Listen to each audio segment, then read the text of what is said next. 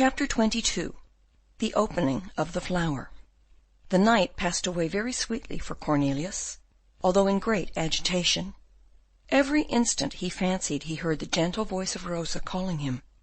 He then started up, went to the door, and looked through the grating, but no one was behind it, and the lobby was empty. Rosa, no doubt, would be watching too, but, happier than he, she watched over the tulip. She had before her eyes that noble flower, that wonder of wonders, which not only was unknown, but was not even thought possible until then. What would the world say when it heard that the black tulip was found, that it existed, and that it was the prisoner Van Baerle who had found it? How Cornelius would have spurned the offer of his liberty in exchange for his tulip. Day came without any news. The tulip was not yet in flower. The day passed as the night. Night came, and with it Rosa, joyous and cheerful as a bird. "Well?" asked Cornelius. "Well, all is going on prosperously. This night, without any doubt, our tulip will be in flower." "And will it flower black?" "Black as jet." "Without a speck of any other colour?" "Without one speck." "Good heavens, my dear Rosa! I have been dreaming all night, in the first place of you," Rosa made a sign of incredulity, "and then of what we must do." "Well?" "Well, and I will tell you now what I have decided on. The tulip, once being in flower, and it being quite certain that it is perfectly black, you must find a messenger. If it is no more than that, I have a messenger quite ready." "Is he safe?" "One for whom I will answer. He is one of my lovers." "I hope not Jacob." "No, be quiet. It is the ferryman of Loevestein, a smart young man of 25. "By Jove!" "Be quiet," said Rosa, smiling. "He is still under age, as you have yourself fixed it from 26 to 28. In fine, do you think I may rely on this young man?" "As on myself. He would throw himself into the Waal or the Meuse if I bade him." "Well, Rosa, this lad may be at Haarlem in 10 hours. You will give me paper and pencil, and perhaps better still pen and ink, and I will write, or rather on second thoughts, you will, for if I did, being a poor prisoner, people might, like your father, see a conspiracy in it. You will write to the president of the Horticultural Society, and I am sure he will come. But if he tarries, well, let us suppose that he tarries 1 day, or even 2. But it is impossible. A tulip fancier like him will not tarry 1 hour, not 1 minute, not 1 second, to set out to see the 8th wonder of the world. But, as I have said, if he tarried 1 or even 2 days, the tulip will still be in its full splendor. The flower once being seen by the president, and the protocol being drawn up, all is in order. You will only keep a copy of the protocol, and entrust the tulip to him. Ah, if we had been able to carry it ourselves! Rosa, it would never have left my hands but to pass into yours. But this is a dream which we must not entertain," continued Cornelius, with a sigh. "The eyes of strangers will see it flower to the last, and above all, Rosa, before the president has seen it, let it not be seen by anyone. Alas! If anyone saw the black tulip, it would be stolen." "Oh! Did you not tell me yourself of what you apprehended from your lover Jacob? People will steal 1 guilder, why not 100,000? I shall watch. Be quiet." "But if it opened whilst you were here?" "The whimsical little thing would indeed be quite capable of playing such a trick," said Rosa. "And if on your return you find it open?" "Well?" "Oh, Rosa, whenever it opens, remember that not a moment must be lost in apprising the president." "And in apprising you. Yes, I understand."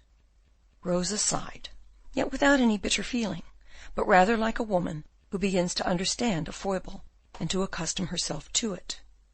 "I return to your tulip, Mynheer Van Baerle, and as soon as it opens I will give you news. which being done, the messenger will set out immediately. Rosa, Rosa, I don't know to what wonder under the sun I shall compare you. Compare me to the black tulip, and I promise you I shall feel very much flattered. Good night, then, till we meet again, Mynheer Cornelius. Oh, say good night, my friend. Good night, my friend, said Rosa, a little consoled. Say, my very dear friend. Oh, my friend, very dear friend, I entreat you, say, very dear, Rosa, very dear. Very dear, yes, very dear, said Rosa, with a beating heart, beyond herself with happiness.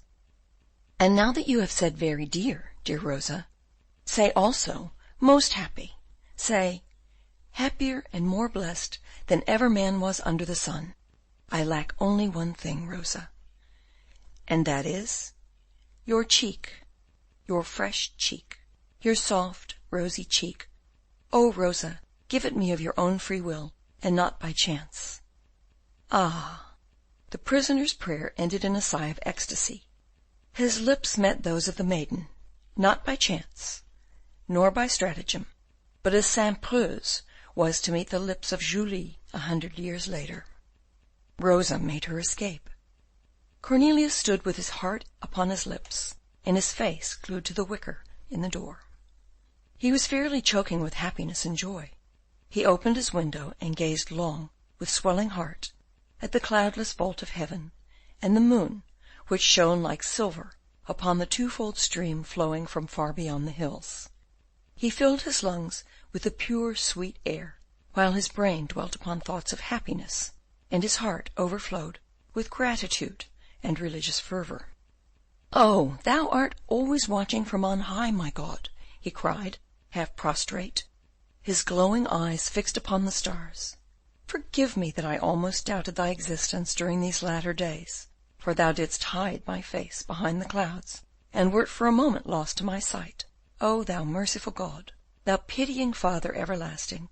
But to-day, this evening, and to-night, again I see thee in all thy wondrous glory in the mirror of thy heavenly abode, and more clearly still in the mirror of my grateful heart." He was well again, the poor invalid. The wretched captive was free once more. During part of the night, Cornelius, with his heart full of joy and delight, remained at his window, gazing at the stars and listening for every sound. Casting a glance from time to time towards the lobby, "Down there," he said, "is Rosa, watching like myself, and waiting from minute to minute. Down there, under Rosa's eyes, is the mysterious flower, which lives, which expands, which opens. Perhaps Rosa holds in this moment the stem of the tulip between her delicate fingers. Touch it gently, Rosa. Perhaps she touches with her lips its expanding chalice. Touch it cautiously, Rosa. Your lips are burning. Yes, perhaps at this moment the two objects of my dearest love caress each other under the eye of heaven." At this moment a star blazed in the southern sky, and shot through the whole horizon, falling down, as it were, on the fortress of Loevestein. Cornelius felt a thrill run through his frame.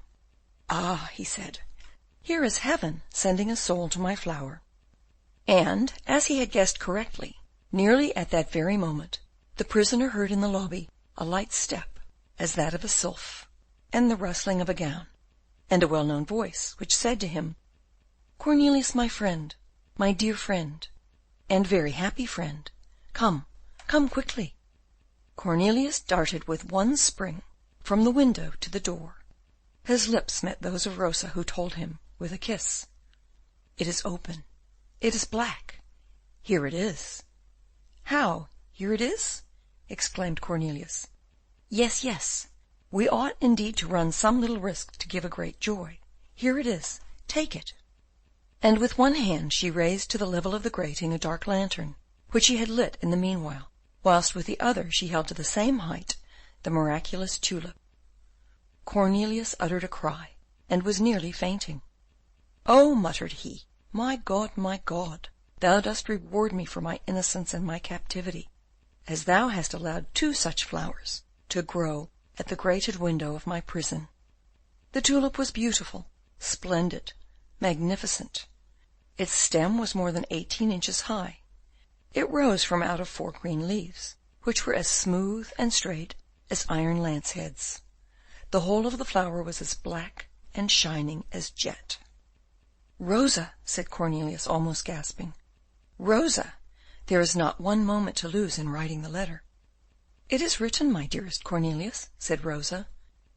"Is it indeed? Whilst the tulip opened, I wrote it myself, for I did not wish to lose a moment. Here is the letter, and tell me whether you approve of it."